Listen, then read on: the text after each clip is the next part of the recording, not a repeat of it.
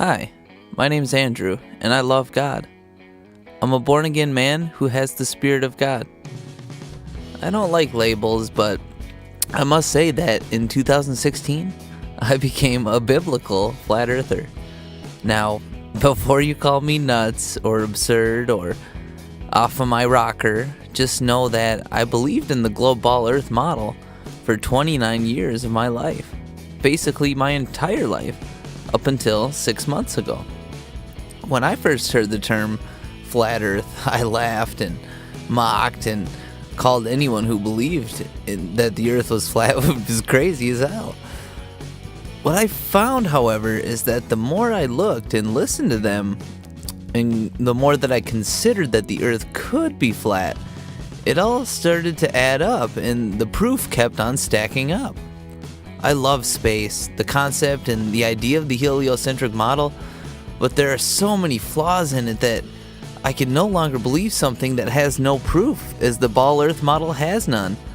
Make no mistake, you must research something is flat earth on your own, and I'd love for you to learn the top 5 reasons why I became a biblical flat earther in 2016. Please keep an open mind, and thanks for watching my video. Here's the top 5 reasons that I no longer believe in the globe ball earth in 2016. Number 1. Space is fake. Space may be the final frontier, but it's made in a Hollywood basement. Red Hot Chili Peppers. Did you know that there is no real true photo of the earth from space? We're taught that these images are, but even NASA themselves openly admit that all these images are done in Photoshop. They are composite computer-generated images.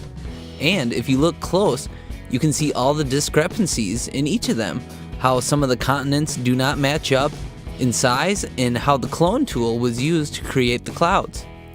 NASA even took the liberty to Photoshop the word sex into one such cloud formation. This can be noticed when flipping their composite upside down and zooming in. Were they bored? Or is this the calling card of Disney, as we've seen them do such similar subliminal messaging in such children movies as The Lion King and Tangled? I'm coming to find that NASA and Disney have a lot in common. Every aspect of space footage is fake. We've seen water bubbles in footage and other discrepancies such as flimsy hatch lids, which clearly show this is not real whatsoever. Footage from the ISS is easily faked using a green screen and what is known as a zero-G plane, as I'm sure of other methods as well. The plane flies high up in the air and then does a basic nosedive, producing an environment where everything is just in free fall. We can see here that this woman seems a little bit on edge and is clearly feeling unsafe, as I imagine most would in a plane that's in a free fall. Nations all over the world fake space, and it's just a money-making scheme. NASA alone pulled in a whopping $18.5 billion in 2016. Reason to lie? Yeah, very much. Number 2. There is no curve. Last time I checked, a ball shape has to have a curve somewhere. But in fact, once you truly look, you will find none. Anywhere. There's none. The proof of this is in objects that can be seen from certain distances over water.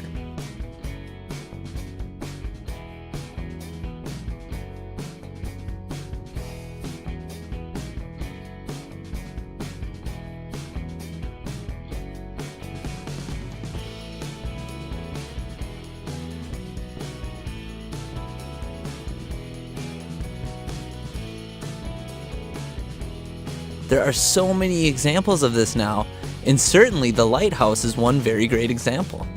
In his book, Proofs That the Earth is Not a Globe, Howard Hendry exposes this truth and gives us many good examples of so many lighthouses that should not be observable at certain distances and hidden behind an exact amount of curvature. The curve formula for the Earth is 8 inches per mile squared, and is nowhere to be found anywhere at all. I found a very detailed video called Flat Earth, A Mountain of Evidence, that gives one such example of lack of curvature where there should be some. This is a great video to watch, and I highly recommend that you do. Many people who are now waking up are out there trying to find the curve or prove the lack thereof.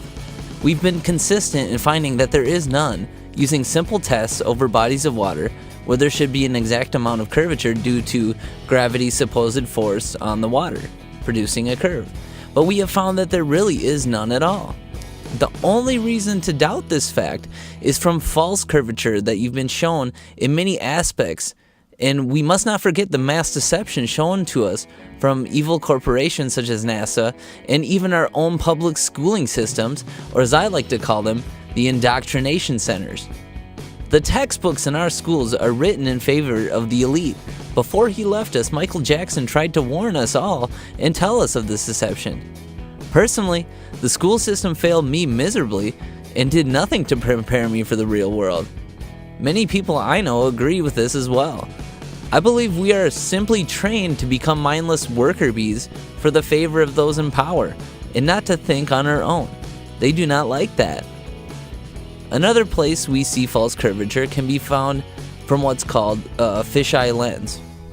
As a photographer, I know personally how these lenses work, and they simply distort a straight line, such as the horizon. It's easy to tell the true nature of a straight line, say the horizon, when it is in the direct center of the frame. Number 3, no movement. Movement of the Earth, whether it is the 1,000-mile-per-hour spin, wobble on its axis, or the blindingly fast speeds it's going around the sun or moving through the Milky Way, they are never observed, felt, or even recorded ever in history. It's never been measured or have been found to move, and just speculated in theories. It's perfectly still, and we can prove this using science and repeatable experiments. The gyroscope is an instrument that will retain its rigidity in space and should appear to turn if the surface it is on is rotating, such as the Earth should. So in fact, if the Earth were spinning at all, we would notice this movement in the gyroscope. However, we can see that we observe no motion. We are perfectly still and going nowhere.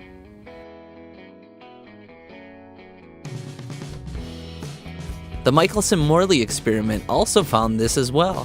When the experiment found out that the Earth was not spinning, along comes Einstein to the rescue to make up his theory of relativity, which is just a theory and has never been fully proven.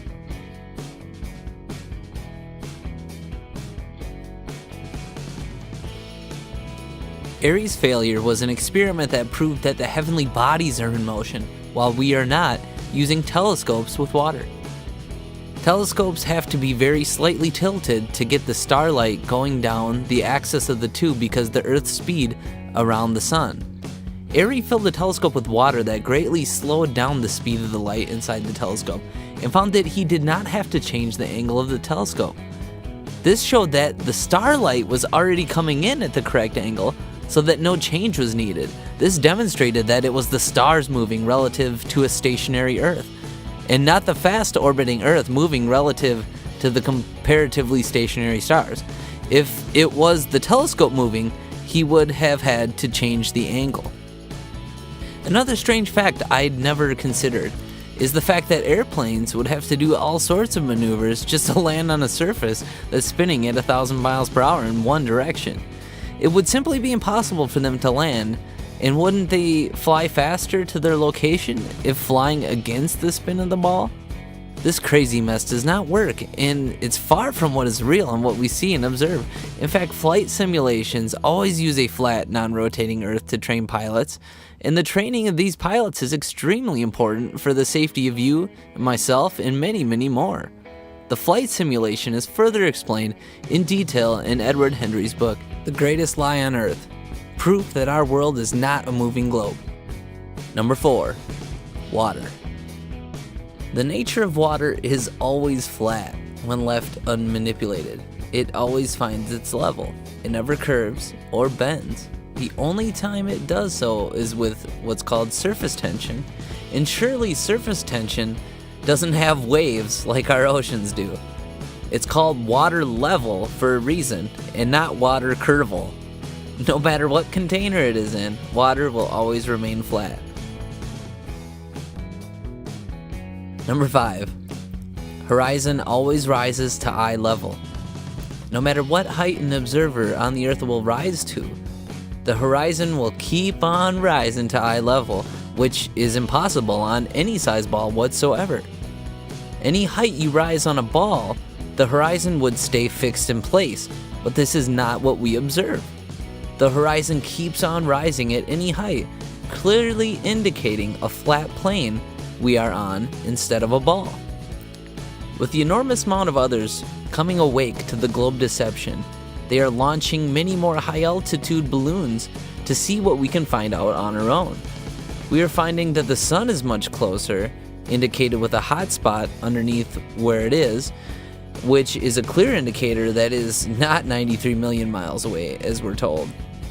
In fact, the number 93 really has a lot of Masonic ties and is simply a number found in Jewish gematria, which they love to use when fooling the masses.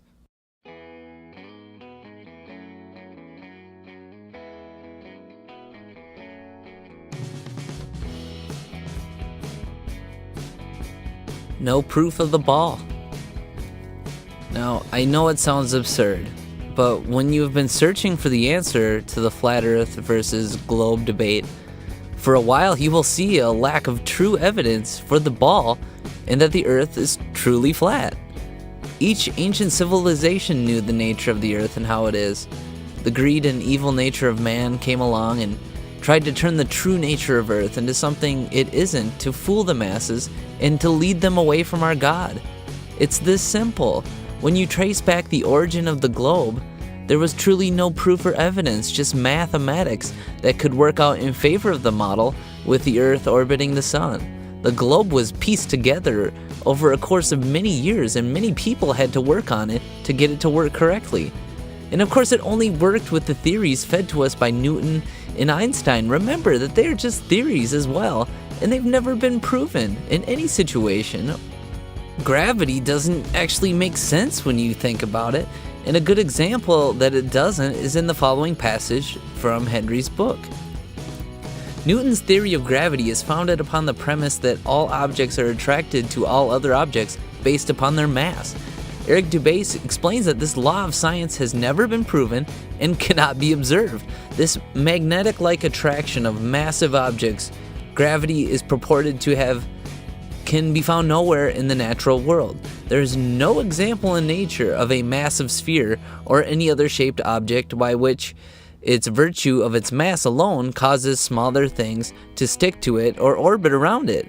There is nothing on Earth massive enough that it can be shown to cause even a dust bunny to stick to or orbit around it.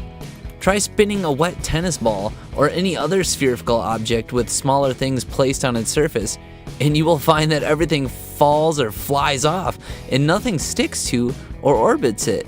To claim the existence of a physical law without a single practical evidential example is hearsay and not science. Just remember that many of us are just now waking up and are asking questions ourselves.